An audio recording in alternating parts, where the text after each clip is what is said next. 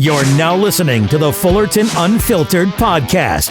Straightforward, no nonsense business advice. Completely unfiltered. Grow your business. Grow your life. Now, here's your host, Brian Fullerton. Hey, what's going on, guys? Welcome to Fullerton. Yeah, hi, I'm Brian Fullerton. I'm in the house. What's up, Shizzle Fuznizzle? This is the episode with Stanley Dirt Monkey. He goes, what do you want to talk about? I go, that's a great question. A little bit about everything. So this will be a really good unfiltered podcast. This will be really good. Welcome to the jungle, dude. Thank you. I'm actually at your house. You're actually in the casa. This is pretty cool, man. You got Casa, this su casa. log cabin thing going on here? Yeah, a little bit. I'm excited to be here. So unfiltered podcast, Stanley was actually jumping on his couch doing a rock and roll guitar riff, something from like the 70s or 60s. Is that when you were born, right? Dude, this was, your 1941? intro is just so over the top. I felt like I was in a James Bond movie. Wow. I was like, yeah, and now you're listening to Brian Fullerton Unfiltered. This podcast is not brought to you by Stanley Dirt Monkey. And you look like James Bond. You're the Sean Connery James Bond, the 1961. Yeah, whatever you want to say. It's not going to help get you fed any better. No, that's true. That's true. So that's what we got you here for. For everybody wants to know how Stanley Dirt Monkey thinks. Okay. So this will be completely unfiltered. Well, all right. How did you turn into this freaking over the top personality? That's what I want to know. Stanley Dirt Monkey. Like, I mean, was this just an idea, or was this over-the-top personality? Well, I see Stanley Dirt Monkey on YouTube, right? And so do all these guys listening. You're right. Okay.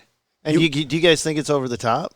Not like over the top, like it's staged or anything like that. But I'm saying like you're this like larger than life personality, dude. If you would ask any one of my friends growing up, yeah, they would say this is really mellow, toned down, just like on tranquilizers the way I am. Oh God, when we had the HFA, the Holland, we had the Buffalo Bad Boys growing up. Okay. And then that was a group of guys from Buffalo, Minnesota that had their own little niche. Okay. And they had to be cool, so it was the Buffalo Bad Boys. But I grew up in a little town called Hollandale, Minnesota. Okay. 290 people, right? Yep, little farming community. And I'm like, all right, guys, the Buffalo Bad Boys are coming into town. We need a cool nickname. What are we going to call ourselves? And my buddy Chad Slay goes, the HFA. And I'm like, the HFA? What does the HFA, like Hellfire Association? Or I'm thinking all these cool things. What does HFA stand for?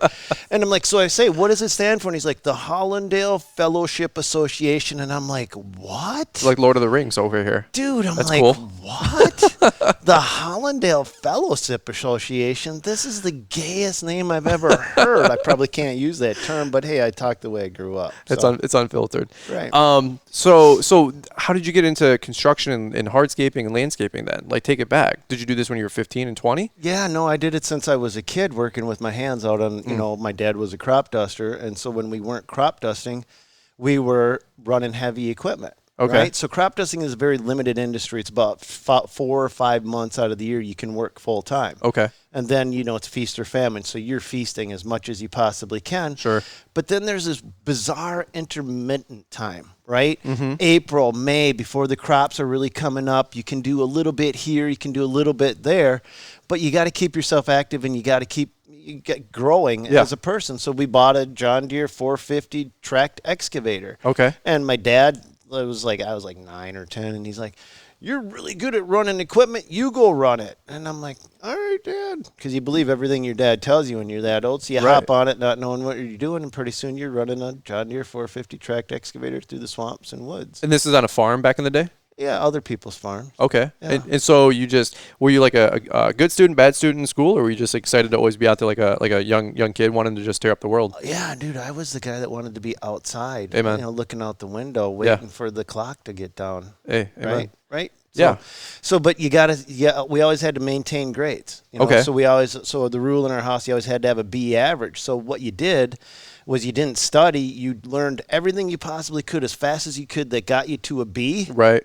And then you're free outside. to go. I was in the same boat. Dude, like I went from like 3 9s and 4 0s in middle school, right? Like I was a pretty good kid. And then like, what was it, freshman year, right? Whatever. I was like 3.8. Then it was like 3.3. Then it was like 2.6. And then I got out at like a 2.1. You know what I mean? They're like, you can go now. I think you had to get like a 2 point to like graduate your class or whatever, right? Okay. And I just couldn't stand it. I wanted to go work. I wanted to go make money. Yeah.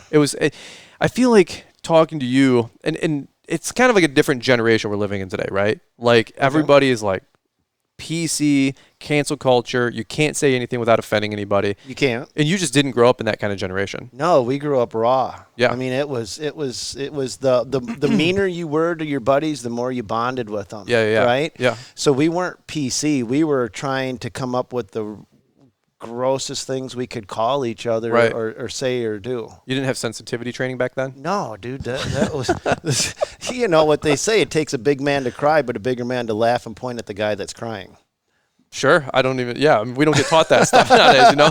We're taught sensitivity training and it's so different. So you came to our live event and you were talking about your construction business, right? And so what do you do? How many companies do you have? So these kind of guys have some contacts because it all kind of blends together with YouTube. And that's how we all digest it, right? But there's a lot of things going on behind the scenes. Right. Okay. So most of us know that I do hardscaping. Yep. Really, that's what I grew up doing. So that's what I'm known for. But then we do lawn care as well. Okay. And then we also do actual construction, like the place I'm in, I build. But I only do the construction. Here's the weird thing. I only do the construction for myself. Okay. So, and I constantly am building stuff because I constantly, when I don't, I tear something down and then rebuild it just for the sake of doing it. Yeah, well, we shot a whole video out back. We were doing the Cub Cadet 972 video. Mm-hmm. I was cleaning up in your shower and or one of the guest showers here, and it's like this whole cool, badass bathroom. And I'm like, geez, oh, Pete. And then I'm looking over here at the fireplace. Liz was like, look at that fireplace because we want to build a home.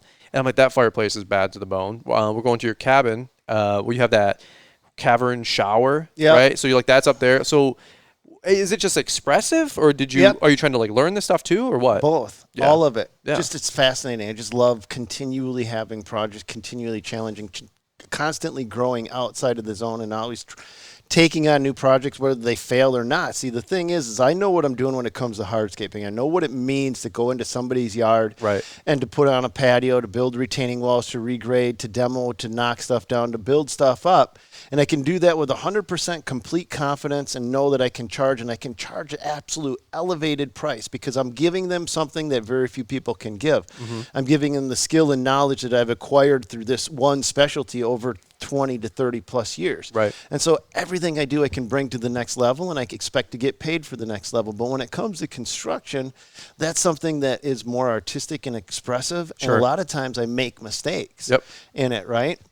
And so what I say, I make mistakes when you see that fireplace right there. Liz liked it. That's awesome. Yeah. I like it, but not everybody likes that. Mm-hmm. And that could be something that I couldn't charge somebody else for. Sure. But I will build it. I will do it for myself because I don't mind being the person that has to pay the price whether I succeed or fail. Right.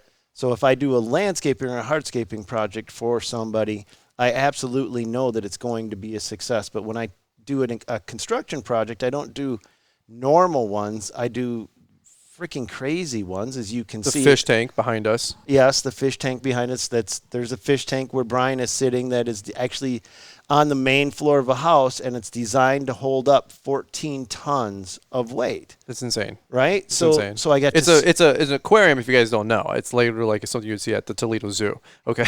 It's 15 feet long. That's insane. And weighs 14 tons. And that was one of the construction challenges that I could do for myself. But if I screwed that up, I've now collapsed the main floor of somebody's home. So you have the construction business, the landscaping business, and then you do like demo and excavation? Yeah, the hardscaping business all wraps up demo, excavation, hardscape installation. Then the lawn care is a separate division. You know, here's how I like. If somebody was like, describe Stanley Dirt Monkey, I would say you were like the kid that wanted to play in the dirt, right? Get dirty, build cool stuff, right? And then 20, 30 years later, you're older, you've had a successful run in business and a career, and now you're the guy that gets to do all the cool stuff you wanted to do when you were 15, but you didn't have any money. Yeah. You know what I'm saying? Like that's how, I mean, dude, it's like living vicariously through you. I think that's how a lot of people consume your content. I'm like, what is this guy up to? Because it's not over the top, you know, like in a negative context. To me, it's like, who wouldn't want to go build some, you know, how much does this thing weigh? You said 14 ton? 14 tons. Who wouldn't want to go build a 14 ton, you know, aquarium in their house? Who wouldn't want to go build a cavern in their... How does your wife think about this, by the way? Because we're trying to build a home, and Liz is looking at me across from the room, and she's like, you ain't building a 14-ton aquarium. Yeah, the thing is, she's super accepting. Okay. Yeah. And she also knows that I'm very critical. So when it's a project is finished, if I don't like it, Yeah. it comes down and it gets redone again. And she may be fine with it, but it'll continue to be redone until I get it to the point where I'm 100%. This is it. I'm good with this. Now I can move on to something else. So I've redone multiple rooms in the house many times. So where does this projects? Would you say you're a perfectionist or you're just striving for excellence all day, like all the time? Striving for excellence in everything, in every way, everything that I do, whether it's running a business, running YouTube, running any one thing. You pick your lane, right? And then you understand your own personality, the strengths and weaknesses. I think this is one of the most important things that we need to do as entrepreneurs is never strive to become, to take our weaknesses and to build them up, because you're basically concentrating your effort in the wrong place. You become mediocre at best. We all know that, right? But instead, focus your attention on everything that you do really well. Yeah. And then hyper concentrate on that so that you can absolutely dominate, correct? Where do you get this desire from? Not everybody thinks that way. I don't know. Okay. Are you just a rare breed, like a special breed? I think we're all crazy. If you're an entrepreneur listening to this, there's so many guys listening in, right? And they'll have this they're never satiated until we do the best job ever, right? And I think it's like a part of a DNA strand. I call it the responsibility gene. You know that as an entrepreneur, because not everybody cares. Like you go to the office like a 9 to 5, and if you do a B or you do an A, nobody really cares. As long as you kind of hit these metrics once a year in your review, nobody really cares. If you save the company money or you made the company more money or save them a little bit of money, you might get a gift card. Thank you. But as an entrepreneur, dude, like we embody this. Do you know what I mean? Like if we want to do a great job for our customers and our clients. So you're just like I feel like the compoundedness of that over like the last 20 years. Well, yeah, absolutely. There's nothing that is done if it can't be done better, if it can be done better, it will be done better. For sure. And everything you do. So that you got to pick the lanes. Yeah. You got to be careful what lane you pick, because if you pick too many things, what happens is then you frazzle yourself and then you don't start completing tasks. And then instead of you understanding that this is a task and separate from you, it starts to affect your ego. Yeah. Right? Yeah. It's just weird. It's like a salesperson. They can't separate the yes or the no from a client, right? So when a salesperson goes in to make a sale, if they don't make that sale, oftentimes they take that personally. I failed. Right. Maybe it wasn't because the person wasn't ready to move, or maybe it was that they just got a call, somebody got sick or hit or injured. No, it was that salesperson's fault that they didn't make it. They got to separate themselves from the responsibility outside here and just become the best they can and take the losses for what they are. And I think the losses are the best thing that ever happened to any of us. Mm-hmm. And then take the victories and don't concentrate on those, because those actually are a detriment. Right. Weird concept. You say right. Why do you say right? Well, because, you're going to start reading your press clippings and think that you're actually better than you are, maybe, instead of staying humble or grounded. That's how I look at it. People I do this to you because you have a bigger channel, a bigger business, and I say, oh my God, like fanboy syndrome, right? Somebody else gets around me, fanboy syndrome, and I'm like, yo, I'm just a regular person just like you. You would say the same thing, like you stay grounded and you keep it in context, and it stays healthy that way. Oh. I think the best thing you can do is be a 9 or a 10 in your craft. And of course you want to take pride. Of course you want to do a good job. Yeah. You've said many times, nobody pays good money for 3s and 4s. They only pay good money for 9s and 10s. I think you said something like that at our live event last year. And so were you always striving to be a 9 or 10? One of your lines, and I've heard it way back in the videos that you did, was, what do you say, a jack of all trades but a master of two? Master of two. So what does that mean to you? That's a good, very good question. You've got to have two things that you can charge a premium for. Two things that you can do better than anything else. And the reason it's two, and there's even more strategy to this, it's called strategic diversification. Okay. And what that does as a contractor, that means there's two things that we are absolutely known inside the industry for. Mm-hmm. My two things are retaining walls. Yep. That's one. And then swimming pool demolition. That's two. Okay. So I picked this dichotomy of two different weird things that don't actually blend together, because there's going to be a market for one at times when there isn't a market for the other. Okay. Right? But that's the jack of all trades, master of two. I mastered the retaining walls. Now, mastering walls takes a lot longer to become known for. I'm air quoting because I need to be known as the master of this. But I don't need to be known as the master of this to guys that don't care. I need to be known by my customers. So when my customers see my pictures, my customers see the reviews, my customers need a retaining wall. When they call me, I almost sells itself before I even show up. Sure. Really what I got to do is show up on time, be respectful, and not blow it at that point. Right. I want that sale already pre-made. Your reputation precedes you. Reputation sells the job before you just come them, you give them the numbers, and you walk them through it, where to sign on the dotted line. Right. Right? Retaining walls is a big niche, takes longer to master. Right. Swimming pool removal is a small niche. You can master it faster and quicker. There's going to be less work. But what happens is between the two of them, you should be able to go from one to the other, to the other, to the other, back and forth between those two niches and have absolutely the highest profit margins possible because you are the master of these two things. Right. Right? Now, the jack of all trades means that if there's no swimming pools to remove and I have no retaining walls to build, guess what? I'm grading a yard. Cutting grass, doing a landscape job. I'm doing mulch. I'm doing whatever it is that isn't inside of my niche. Right. And I still know how to do those things. I still have the equipment that I need because I've now looked at the equipment list that I need to build retaining walls, to demo swimming pools. And I can now apply that toward these other trades where I may not be as profitable. Sure.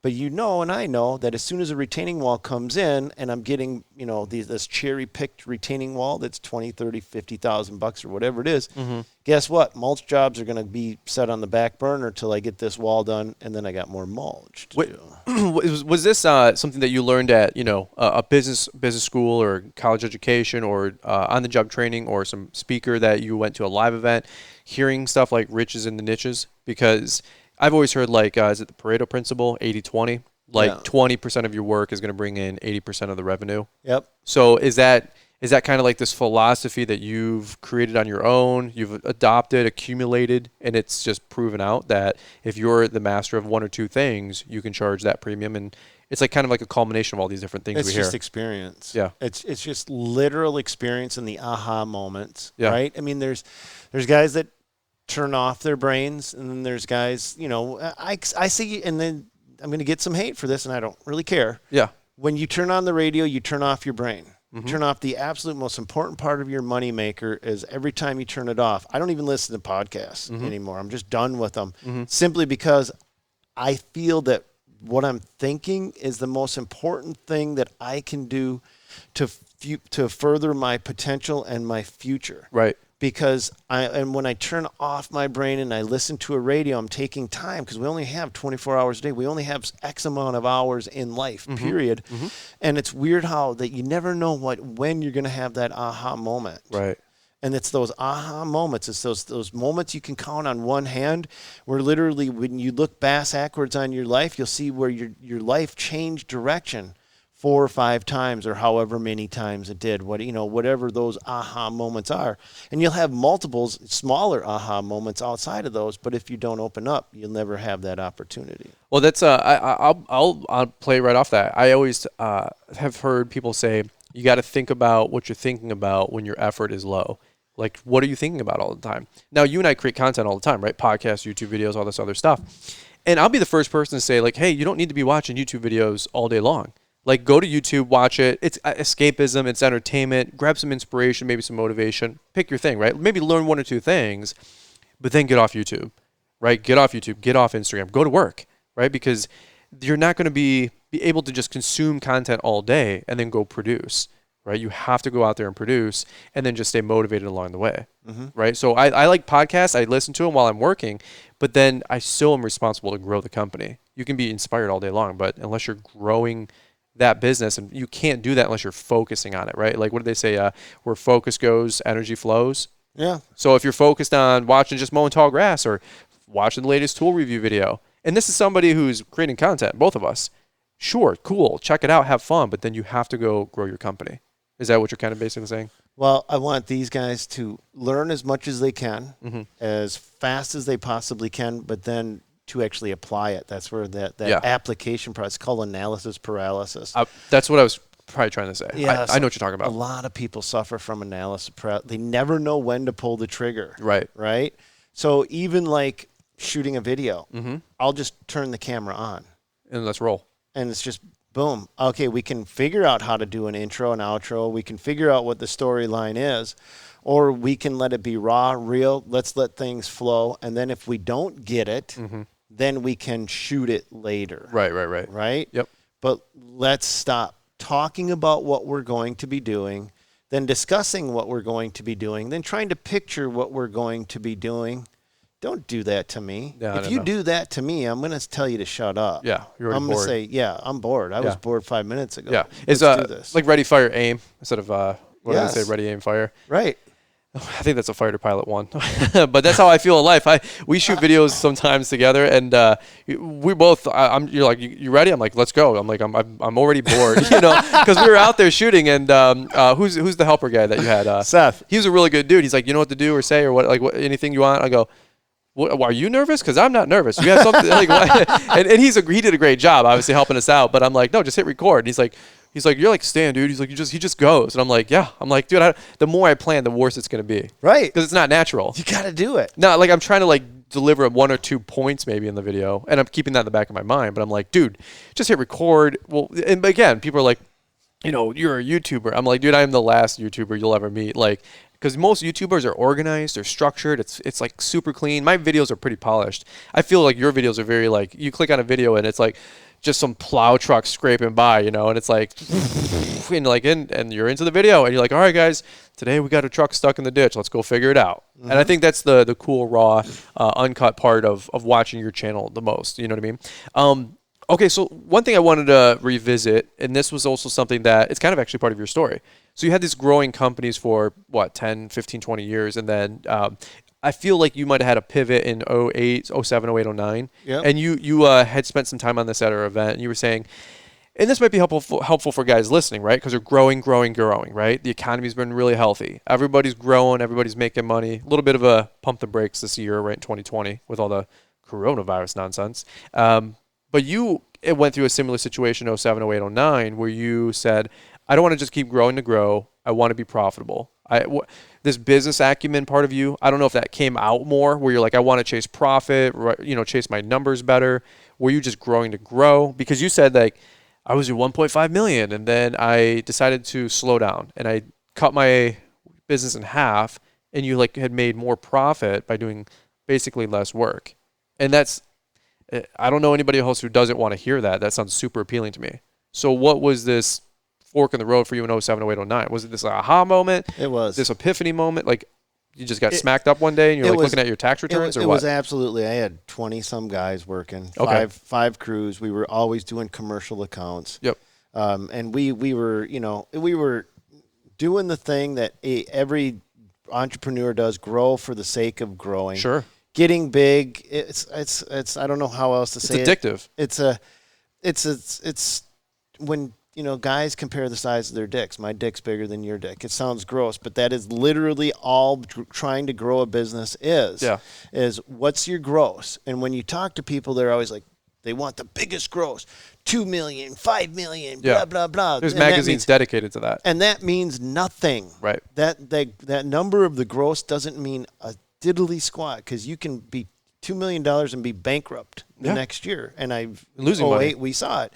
And so I had realized this aha moment that I was literally falling into the same trap that every other person that just grows a business to grow a business, because that's what you think you're supposed to do, is get it big and the money will follow. And it's like, well, wait a minute. I'm not happy. Right. I don't want a big business. I don't even want 20 guys. Right. It's like having 20 kids to babysit. Sure. It sucks.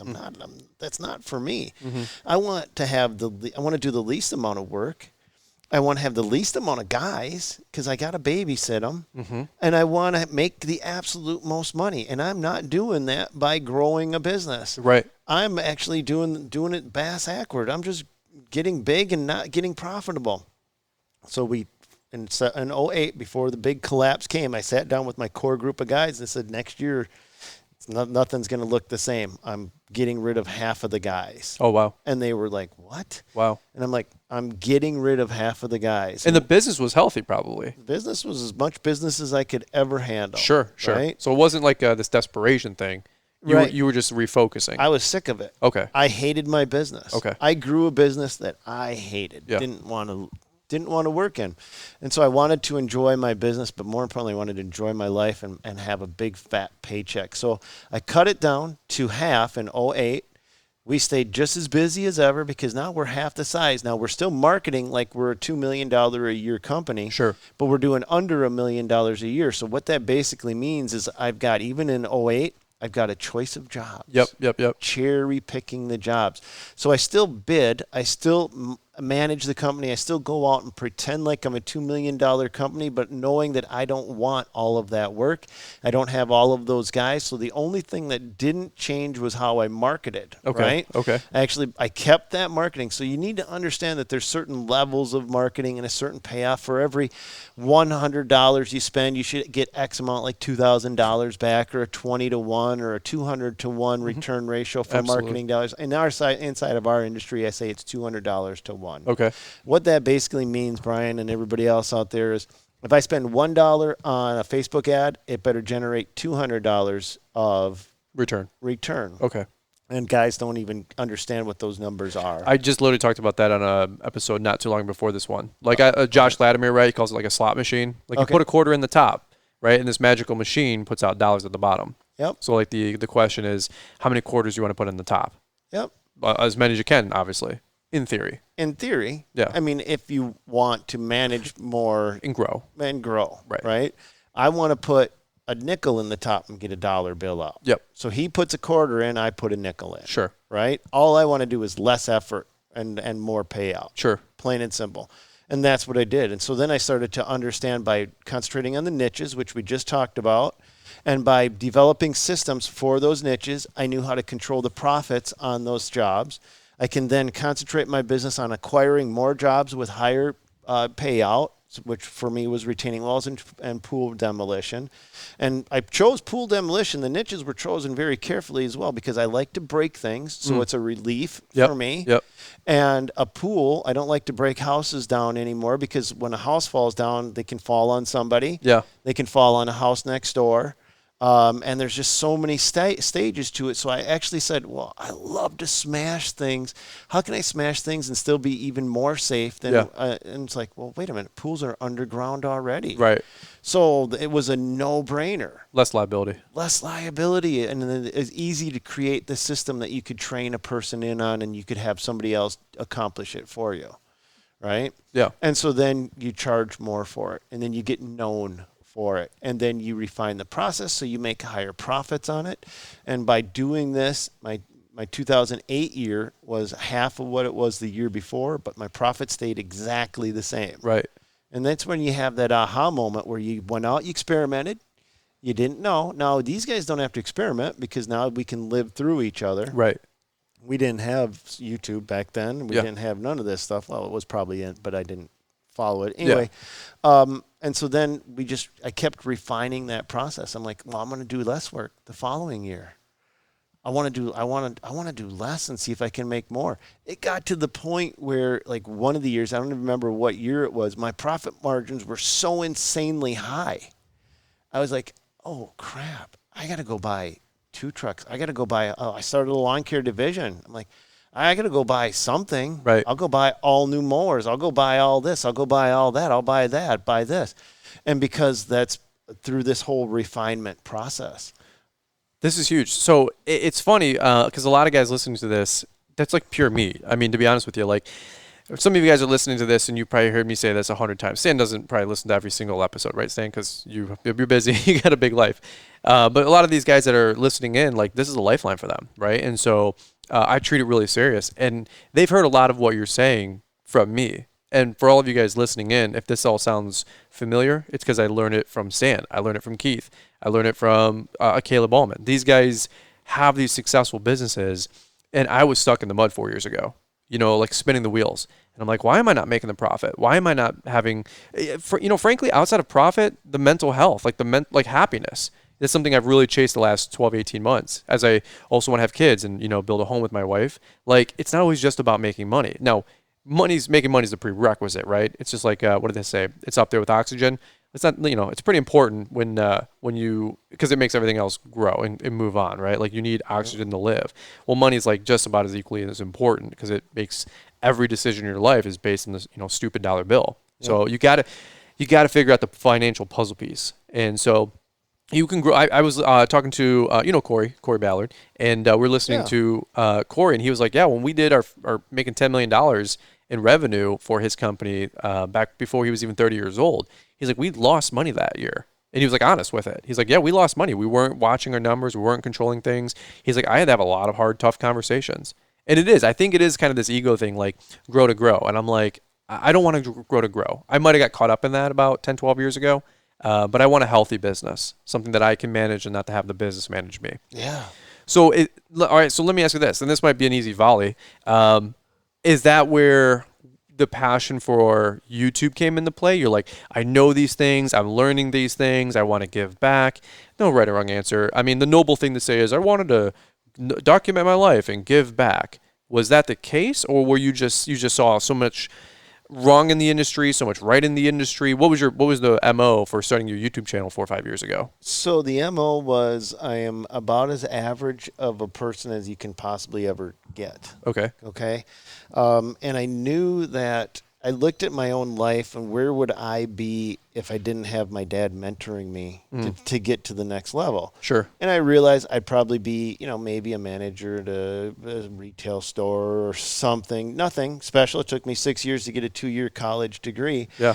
And the entire course of my life was changed because I had a person that cared. Okay. That pushed and took me to the next level. And this is your dad, your father? This is my dad. Okay. And so then I did the same thing for him as he got older. I took care of him, pushed him, made him keep working, blah, blah, blah. But as I was getting older, I'm realizing there's a lot of guys that don't have that. So the guys that would come into my company, they would look at me like, Dad. Yeah. Right? Yeah. And it's like, well, you realize you start to look outside of yourself and say, okay, I'm literally been mentoring this dude for 7 years. Absolutely. And he doesn't think of me as a boss. Right.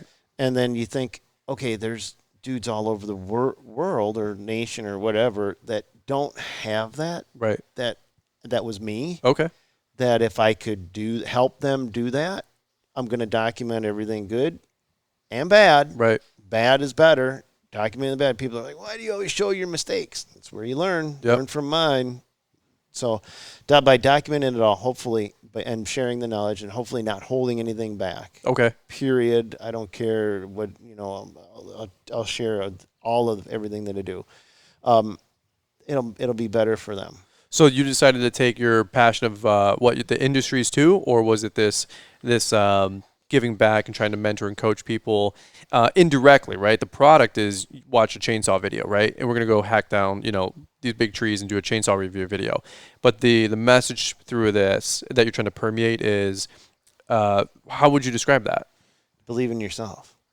So I don't care. I'm known in construction, hardscaping, running heavy equipment, blah, blah, blah. And that's not my passion. No.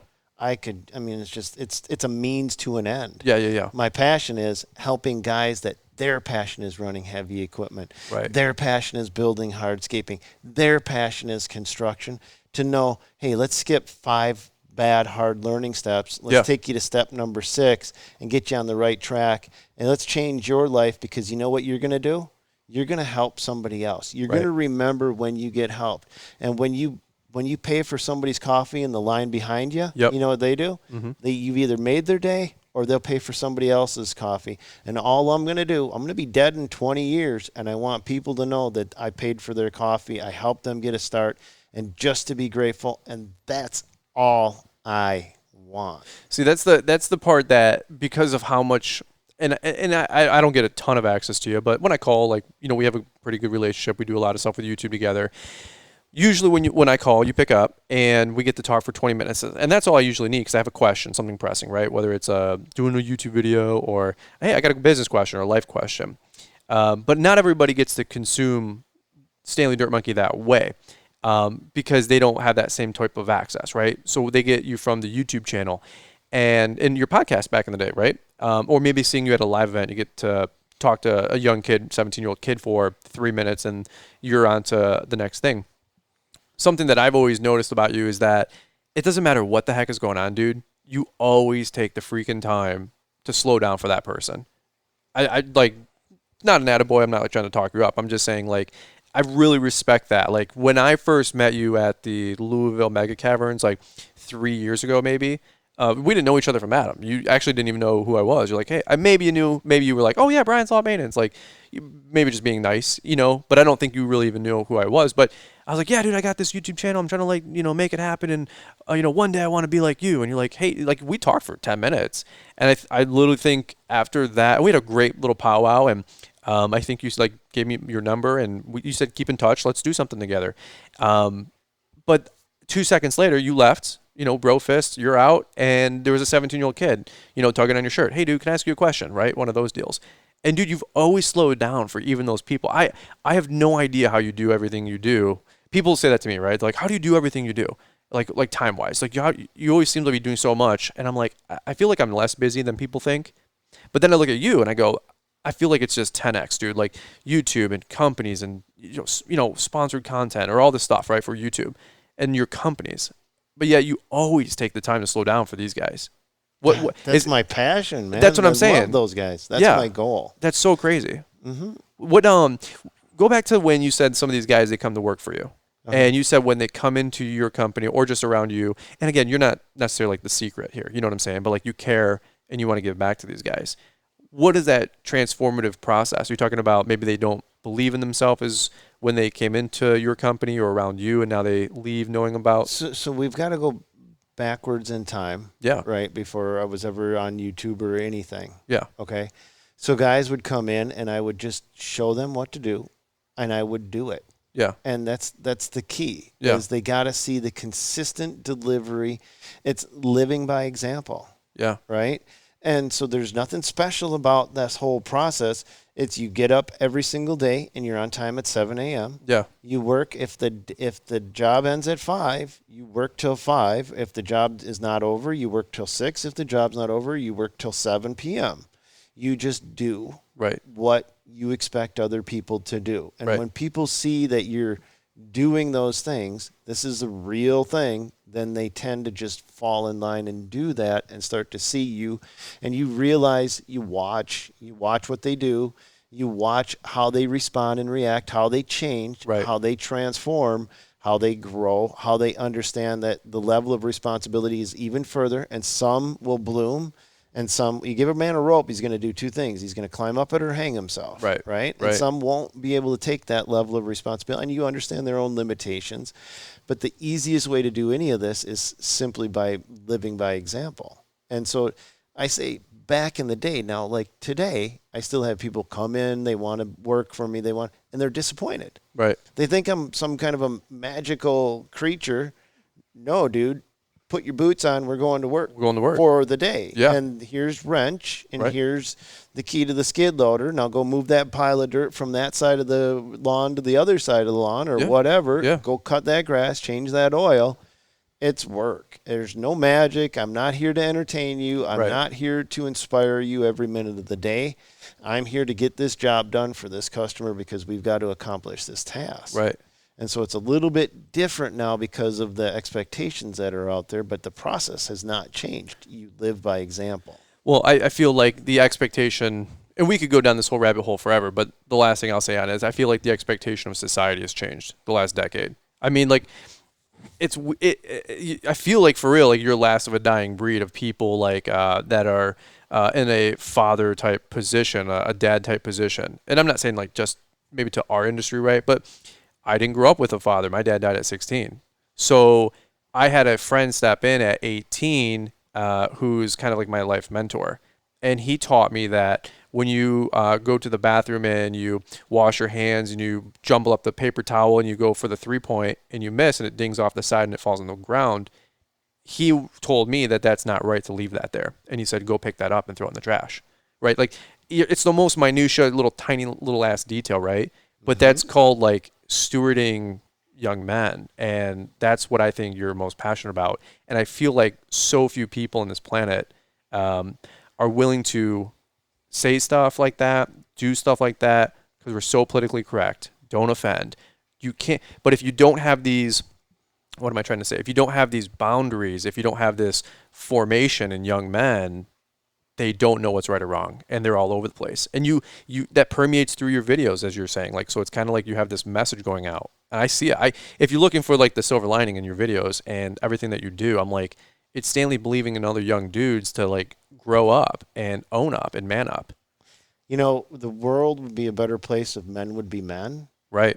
And allow men to be men, to be, and what I mean is, I don't mean machismo. I don't mean this false sense of arrogance. Right. What I mean is, when a man walks into a room, he should lend a sense of security to every person in that room. So when a true man walks into a room, he shouldn't intimidate other men. Right. He should build other men up. He should make the women feel like they're protected, safe, and secure. And this is going to sound sexist, whatever. I don't care. I don't give a crap anymore. I feel you. Okay? Yeah. Because I think when a true man walks into a room, he should make everybody feel like they're better. Amen. Because he's there. And if he doesn't, he should consciously go out of his way to make sure that he builds other men up. Right. And he makes sure that the women know that they're important. Mm-hmm. They're not. I mean, and I see it too often where guys just they either overcompensate or they undercompensate or whatever. Really, when a person walks into a room like that, it should just be this breath of fresh air. 100%. Yeah. There's an old classic, Wild at Heart. There's another one called Tender Warrior, and another one called Point Man. These are 3 different books. That have you ever heard of these books? No. They're old school books, but they're like men's leadership. They're probably Christian men's leadership books, but they're some of the best books I've ever read in my entire life. Because when I was reading these books, it was instilling all this kind of info and content into my brain that's what a true man should be. And I was like, and this isn't what you're going to hear on, CNN, Fox News. You'll barely even get this at a Christian retreat these days. No. I mean, just to be honest with you. And I have to go back to a line you said where men have to be allowed to be men. Well, I heard somebody say that women women have to operate in such different capacities these days because men aren't being men. Mm-hmm. Like for example, women, why are girls so into moms so into coupon clipping and living frugal? Because the man isn't providing. Like, he's only making so much money. Right? So like, you're actually forcing your wife to go clip coupons, and you're forcing your wife to put not the nicest clothes on your kids, or, hey, he can just wear another pair of shoes for an extra year. I heard that before, and I said, and you don't have to subscribe to that. That's what I subscribe to. I said, I had this deep, deep desire, right, to provide for my wife, to be able to provide for our kids, her kids, right? Mm-hmm. I said, I don't want my wife to have to be in an unsafe vehicle. Do you know what I mean? Like, yeah. Do you think a mom wants to drive some Ford Windstar that has 240,000 miles on it and 3 different color rims? Maybe. I'm not putting that down if you're in that position. Hear what we're trying to say, right? But at the same point, I had this 4 or 5 years ago. It was so many culminating moments of my life where I just said, I want to make sure that I provide for my wife. Now, 5 years ago, I'll be honest with you, when we got married, I was lying through the skin of my teeth. Hey, you're going to live the dream, babe. Yeah, I'm going to slay it for you. You're going to have the nicest of things. I had no idea how to deliver, right? My lawn care business was making 50, 60 grand a year, right? But I just said, like, I had this desire. I needed some of the head knowledge, to be honest with you. I needed the X's and O's. Like, I've always had the desire. I feel like sometimes today we have so much X's and O's, but nobody has the hunger. And that's on them. 100%. But I just said, I don't want... As somebody that should live up to being what a proper man is, like you said, and I'm not just saying like, be able to provide material things, although that security, go ask a woman, hey, would you like having some more money in the bank? Would you like having $80,000 in your savings account versus $400? Right? I'm pretty sure she'd rather have the $80,000 because you have to understand how women think, and they want some security, they want some safety. And I said, man, that's interesting stuff. And that's something that my friend Jim, extracted out of me. He's like, dude, he put his arm around me. He's like, dude, I'll teach you. I'll help you out. And I feel like you've kind of filled that role for me in business with YouTube and learning some things with business. That's what I derive from a lot of your content. So it's just a big thank you to everything that you're doing in the industry because, again, I see the impact you're making because these 17-year-old kids, they don't go up to you like all nervous, like, hey, Stanley Dirt Monkey, can I ask you a question? They walk up emboldened and they say, hey, Stanley Dirt Monkey, my name's Connor. Like, I run Connor's Landscaping over in Tennessee. Yep. And he's a little butt kicker, right? And he comes up to you and he goes, and you go, dude, I'm busy. He goes, I need 2 minutes of your time, Stan. I need to tell you how much of an impact you've made on my life. Where do you meet 17-year-old kids that have that kind of confidence? And then people like make fun of like silly YouTube videos. I go, dude, there's a lot more happening here than you can really, really realize. Yeah. Do you know what I'm saying? Like, and so I see I know that's not the only reason you're doing it. There's a lot of moving parts here, but that is a huge passion for you to keep on doing what you're doing. Because what we're doing is not necessarily easy. I know people think making these YouTube videos, it's fun, it's easy, and you make all these YouTube millions. Okay. Exactly. And I wish people, I say this all the time on my podcast. I'm like, I wish you really knew the other side, because when you break it down per hour, you know, I might as well get a job at Chipotle and get a shift meal. And can you make some great money with YouTube at the larger levels? Sure. But some people understand and some people don't understand the sacrifice it takes to get to some of those levels. You know what I'm saying? The time. It's a sacrifice of time. People are like, well, YouTube. Oh. Well, yeah, it took me 4 years. Yeah. To start to break the code. Right. To understand how things work. That's 4 years of work, full-time work, before you get your first $400 check. And there's not a lot of guys that are willing to go that far. I remember my first $400 check in my YouTube earnings. Right. And I brought my wife up, and I'm like, look at this. We made $400. And then it was like, you sit back and you go, oh, wait a minute, I just worked 400 hours. I just worked 2 years full-time to get this first check. Yeah. But that's okay. Because you had a passion underlying. It wasn't about the money. Exactly. Yeah. And so people come at us, myself, like, sell out this or passion that. I go, or sell out this or money that. I go, I mean, Stan, I get the same emails you do. They usually go to you first, and then you turn them down because you're busy, and then they go to me. And they're like, hey, we want to do one video, $5,000. And I go, dude, I'm busy. I don't even care. I don't want the $5,000. And then I have like a half dozen emails right now on my phone, $1,500, $3,000, $6,000, $5,000, like for products and companies and services that you guys all know if I said the names for. And frankly, I'm just not interested. I might have been even interested 2 years ago because I was like, oh, dude, you can make $5,000 doing a video on YouTube. I didn't even know that was really a thing. I figured it was, but that wasn't even the goal. And now that our channel's making a few bucks, I've actually even become more like, not turned off by it, but like it's even way less of a concern. Like I wanted to get to this point where I was like getting this YouTube channel established. Now it's established. I care even further less. Like it's really, I don't know. Do you know what I'm saying? It's really weird. Like I care even less about making the money now because I'm like, no, I don't want any obligations. No, I don't want to go make videos for these people. Now we do with some brand deals and some sponsorships, like, because you got to fund the hobby. That's what I say on my channel. Like shooting these things take a lot of time and money, right? Yep. You know, I sent out 2 cameras and a camera and a microphone, $650 for repairs.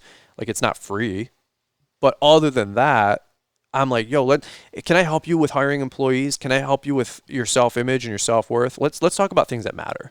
Okay. I think that's more exciting than, hey, let's go review the newest chainsaw. Although we'll do that too because somebody has to do it. Mm-hmm. Is that kind of what you're saying? Well, I think it's actually reviewing the newest chainsaw is important. Sure. Because there's a lot of people that that they have $400 in the bank. Yeah.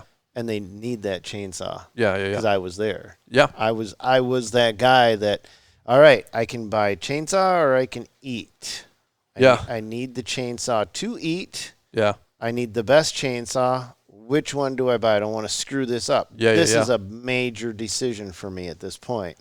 Yeah. How do I? Then it was Popular Mechanics, I think it was. Oh, yeah. There was one of those magazines, and you were lucky if you got a review on something that you actually cared about. Now we've got the ability to go look at it. Right. And so one of the things that I like to do when I'm especially doing reviews, I just like to show the tool or piece of equipment, just doing what it's supposed to do. Mm-hmm. And not talk about it no, here it is. They claim it'll cut this. It'll claim they'll do this. It's helpful. It's good, helpful content. But now let's take it to the next level. Let's go to the extreme. Right. Let's go, because I did grow up in a crazy family. Like you said, I mean, we talked about it earlier. You said, you seem, you over the top. No, when I was a kid growing up, I was over the top. I was like you'd be medicated in today's school systems. Yeah. You're just shaking your head. You're like, yes, I would be. Yes, I would. You'd be. You'd have some acronyms. But or you know whatever. what? We didn't. One of the things I did want to talk about a little bit is cheating the system. Okay. Too. And I think cheating the system and learning to cheat is important, especially in high school. And these guys are going to go, what? No, just hear me out, all right? When I was in high school, I looked out the window more than I looked at the chalkboard. Sure. Okay? And so then I learned how to get out of school. Right. Not with my mom and dad's blessing, but on my own. Sure. I convinced them to allow me to do whatever I wanted to do. Right. And they said the rule that we talked about was you got to get a B. Okay. Right? And I says, okay, so I got to get a B average. That doesn't mean I have to be in school the whole time to get a B average. Right. So then I learned how to write my own notes, sick notes. I learned how to convince the secretary that it was written by my parents. Right. So I would skip 2 to 3 days of school per week because I knew exactly how many days when I had to be in class. Right. And the most valuable thing is the cheating and the fact that my parents didn't stop me from cheating. They just set the requirement that I had to succeed no matter what cost. Increased my own confidence level in my ability to think outside of the box, to color outside of the lines, but still make a picture that made me, Right. got me to my end goal, which was to be out of school, but to still acquire that B average. And I think the ability to cheat and to get away with it is an important skill that I'll tell my kids. Yeah, go ahead. Right. If you get caught, Daddy's not bailing you out. I'm going to be there watching you going, next time don't get caught. Next time learn from your lesson. See how you got caught? Yeah. Because when they learn to cheat, Yeah. they're going to learn to be creative in the real world. And that's something that we don't have enough of anymore is guys that can look at a problem and see multiple different paths of a solution. That's where I absolutely, this is going to sound just wild, but I love guys that have learning disabilities. Mm-hmm. I love guys that have dyslexia. I love guys that have dysgraphia. I love guys that think in a three-dimensional aspect because that's all, dyslexia is. Yeah. Just it's a three-dimensional thinker in a two-dimensional world, right? Now let's slow this down for these guys can understand.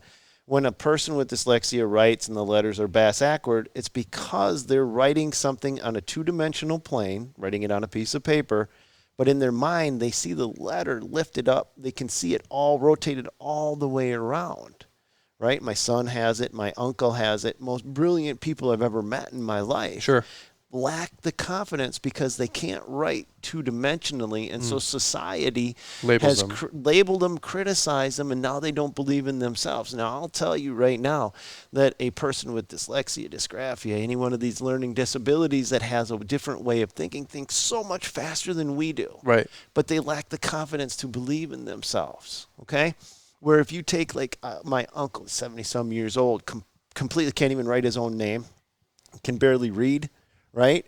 And I watch him think. This is where it gets beautiful. We'll have a problem on the farm. We'll have something that has to be done, accomplished or something, and he'll let me struggle. Right. And I look up and I see him just patiently waiting for me to catch up to where he's already at because this person with this disability can take the problem, lift it up, can circle all the way around it, pull it apart, can look into the problem, see how to fix it, put it back together, and set it down all inside of their mind, while a person that is just more of a typical learner will have to go through in a very linear path and go, all right, I got to take this bolt out, then I'll be able to see what's inside of it.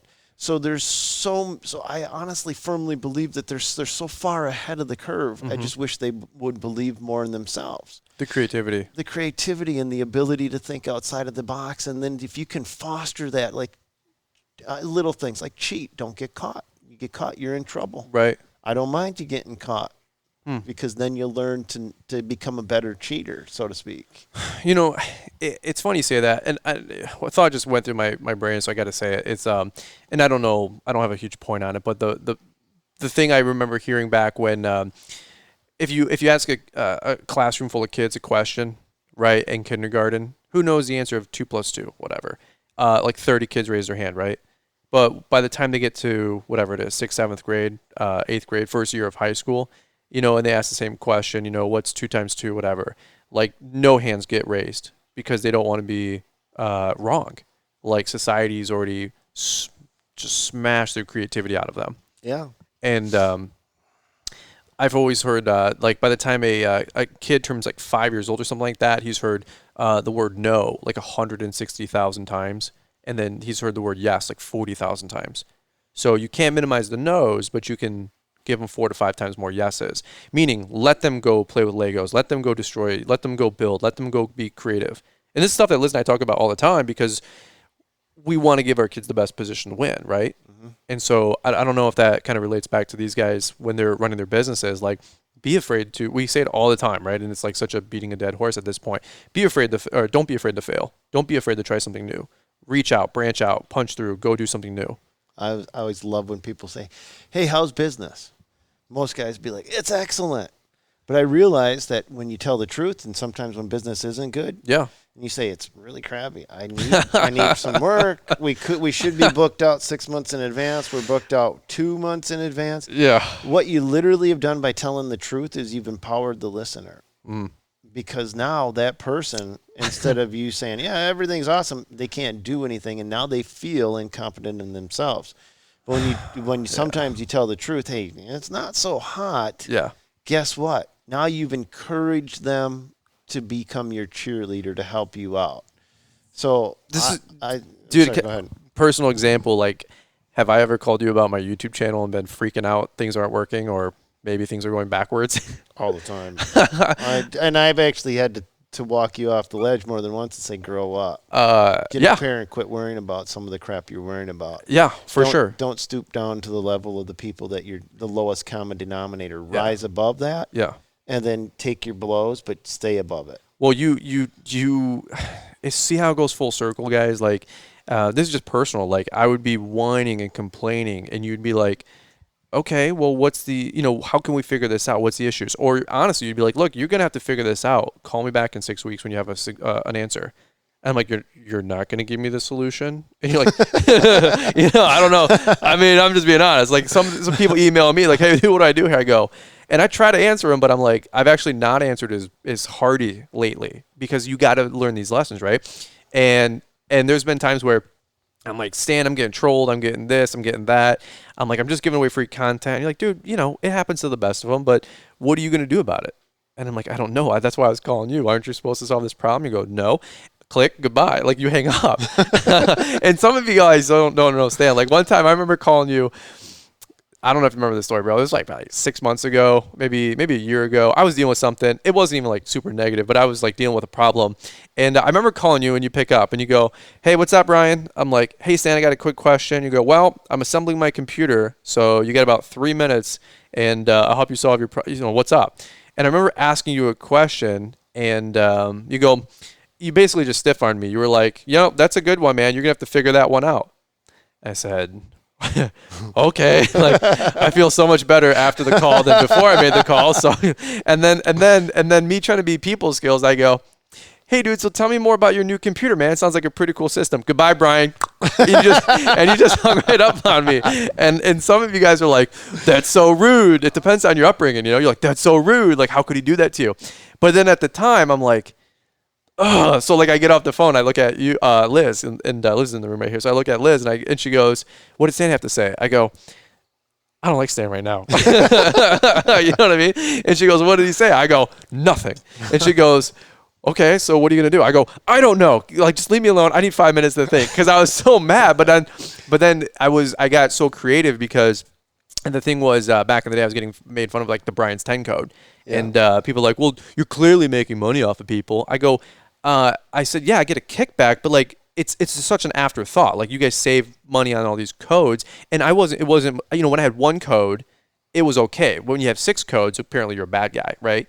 But I said, okay, well, if it's going to be made fun of, let's really make fun of it. And I said, let's make it a meme. And so we made Brian's 10 a meme.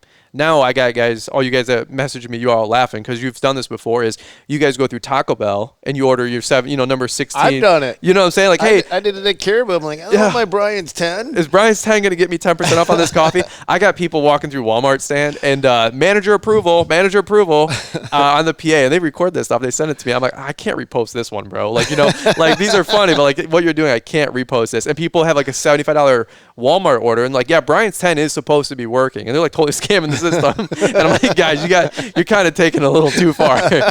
but we've made it a meme because it's funny, because it's saving you guys money, and it's just, but it got me to think creatively and critically and overcome. And I actually thought about making Stan's 11. Stan 11? Yeah. Well, we not to one up you, but we do have a Brian 69 coming, so it'll be 69% off. How about that? But you can do Stan 11. Stan 11 has such a great ring to it. You're killing the game with that marketing. Yeah. That's such a great mark. You definitely have you're known in the industry for Stan 11.